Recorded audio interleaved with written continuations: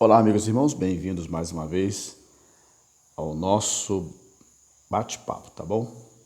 A função desse canal é nós tratarmos de alguns temas que de alguma forma possam ajudar pelo menos uma pessoa. Eu estava pensando um pouco, sobre muitas coisas que têm acontecido na nossa sociedade, né? Hoje já é domingo, estou esperando o horário para o culto de família e lembrei de uma passagem bíblica que está escrita em Efésios capítulo 6. Efésios 6, deixa eu te falar aqui. Efésios capítulo 6. O que diz em Efésios capítulo 6?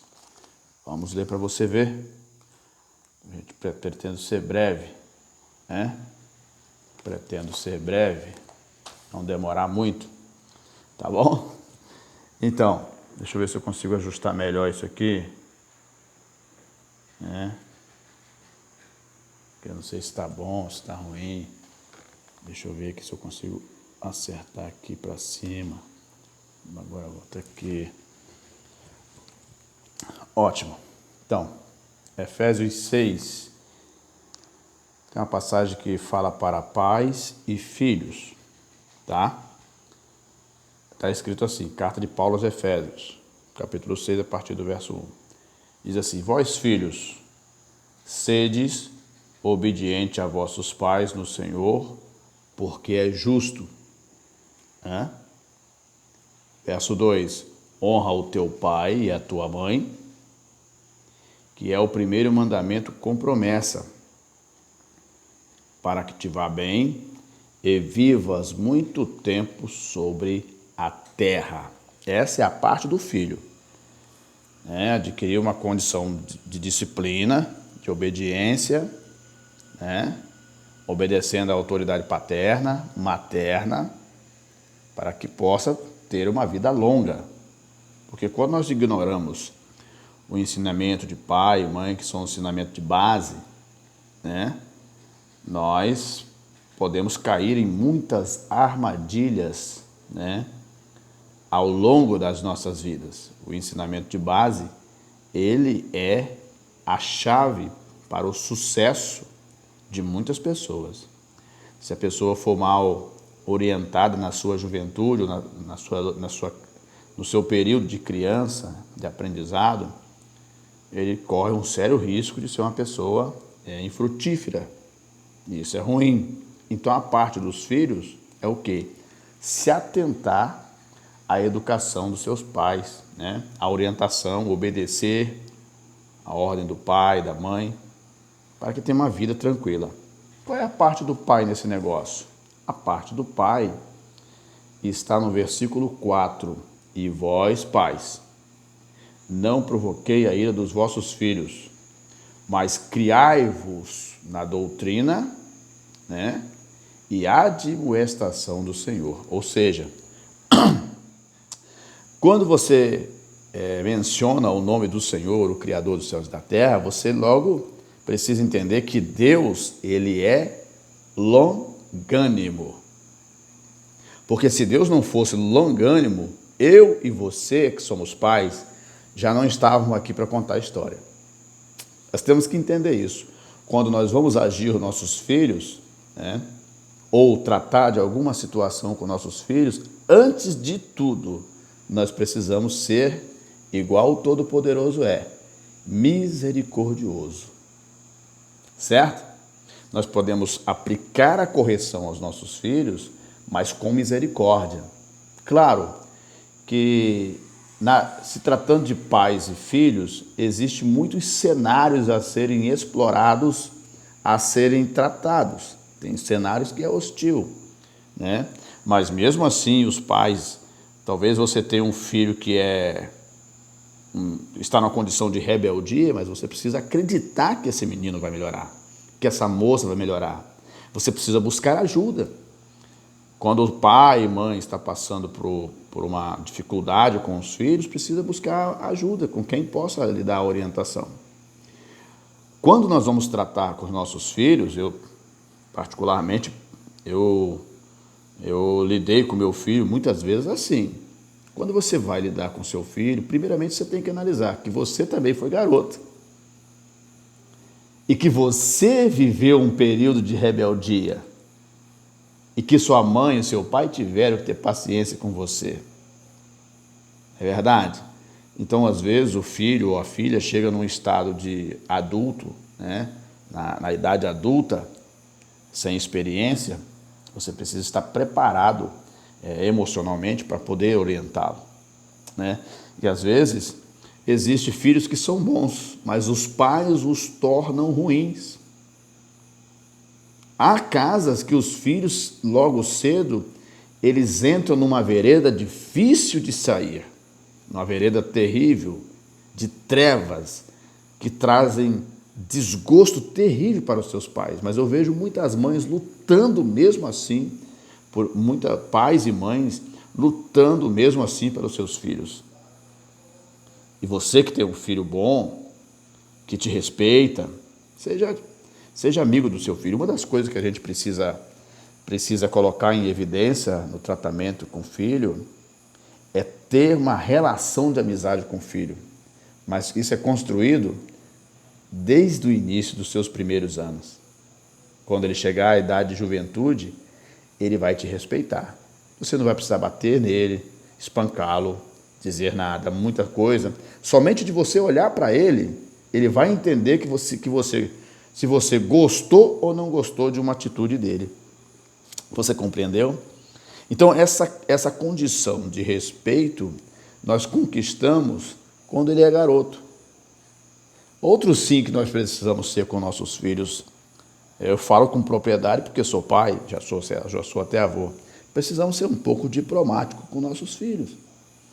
Não tem pessoa mais diplomática em relação aos filhos do que a mãe. É a mãe que apaga os incêndios.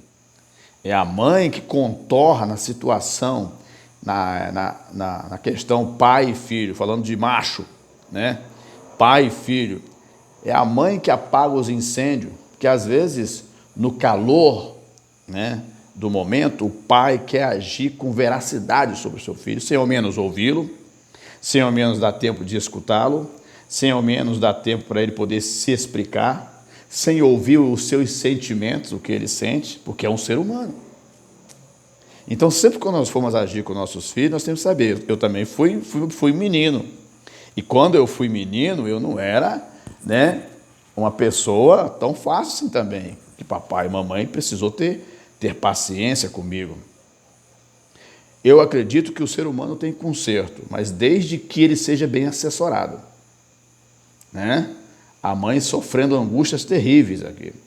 Eu conversei com uma pessoa uma vez, ele até é um pastor, e dizer que a mãe dele orou para ele ser salvo, sair daquela vida ruim que ele estava, ela orou para ele 27 anos. Ela poderia ter desistido dele. Quantos pais desistem dos seus filhos?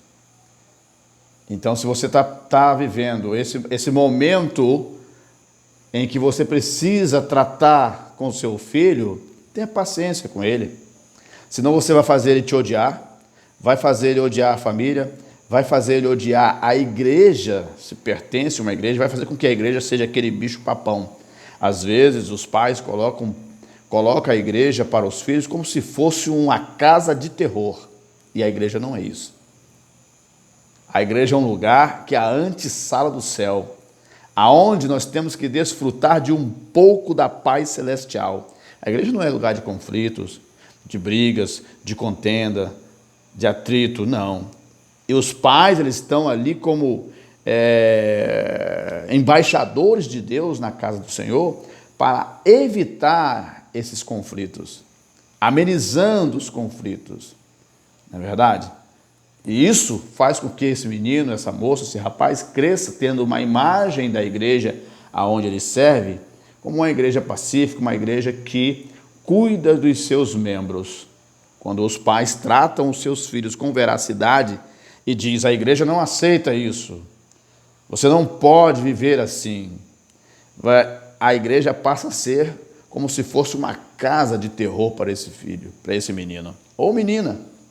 E quando eles tomam a idade de adulto, Eles saem e nunca mais querem ser o crente, porque eles não conseguiram compreender o cenário onde ele está vivendo, porque quem deveria passar não passou. Então, nessa relação de pais e filhos, nós precisamos, em primeiro lugar, quando agir com nossos filhos, olhar para Deus e ver o quão longânimo é o Senhor. Quantas pessoas fazem coisas terríveis nesse mundo e Deus não dá cabo da vida dessa pessoa. E essa pessoa daqui a pouco aceita Jesus como Salvador e muda de vida da água para o vinho. Então, enquanto Deus ele acredita que por ser humano tem jeito, geralmente o ser humano diz que não tem. Então, tenha paciência. Ame o teu filho, ame a tua filha, tá? Nós estamos vivendo tempos sombrios. É tempo de se juntarem pais e filhos por uma causa nobre, que é a vida, que é o bem-estar, que é a paz, que é a alegria. Coisa boa é você sentar numa mesa e os seus filhos rodearem a sua mesa.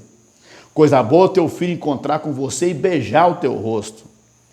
Eu sou uma pessoa de semblante fechado, mas eu acho tão bonito quando meu filho ele encontra comigo, ele beija o meu rosto.